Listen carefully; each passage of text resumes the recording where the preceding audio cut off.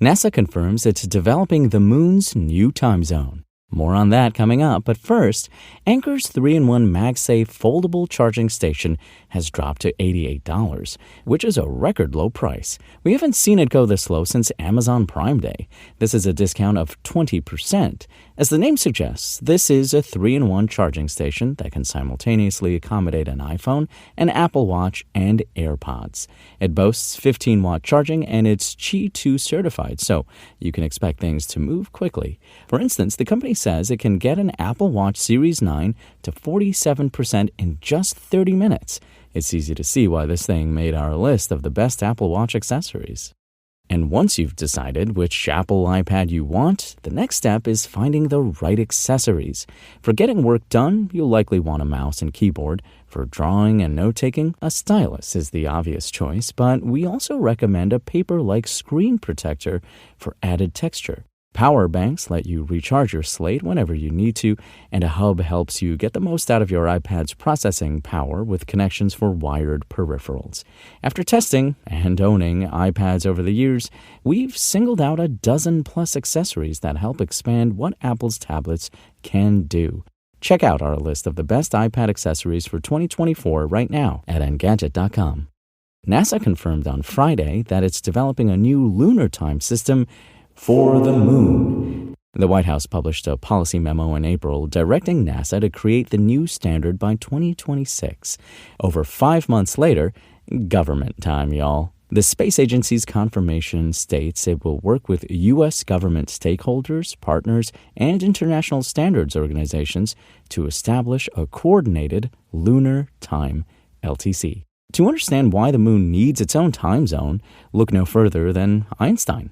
His theories of relativity say that because time changes relative to speed and gravity, time moves slightly faster on our celestial neighbor because of its weaker gravity. So, an Earth clock on the moon would gain about 56 microseconds a day, enough to throw off calculations that could put future missions requiring precision in danger. For something traveling at the speed of light, 56 microseconds is enough time to travel the distance of approximately 168 football fields, said Cheryl Gramling, NASA timing and standards leader, in a press release. If someone is orbiting the moon, an observer on Earth who isn't compensating for the effects of relativity over a day would think that the orbiting astronaut is approximately 168 football fields away from where the astronaut really is.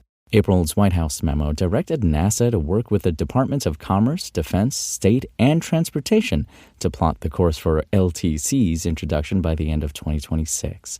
Global stakeholders, particularly Artemis Accord signees, will play a role. Established in 2020, the agreements include a growing collection of 43 countries committed to norms expected to be honored in space. Notably, China and Russia have refused to join.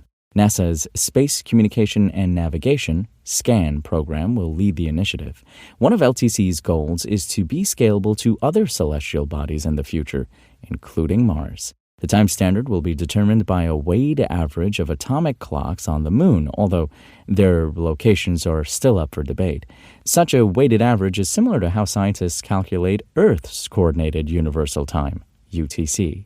NASA plans to send crewed missions back to the moon through its Artemis program. Artemis 2, scheduled for September 2025, plans to send 4 people on a pass around the moon. A year later, Artemis 3 aims to land astronauts near the moon's south pole.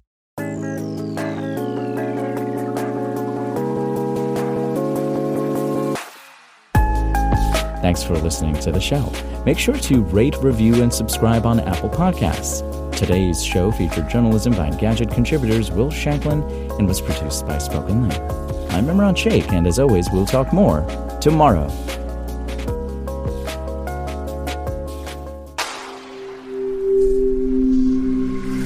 Spoken Layer.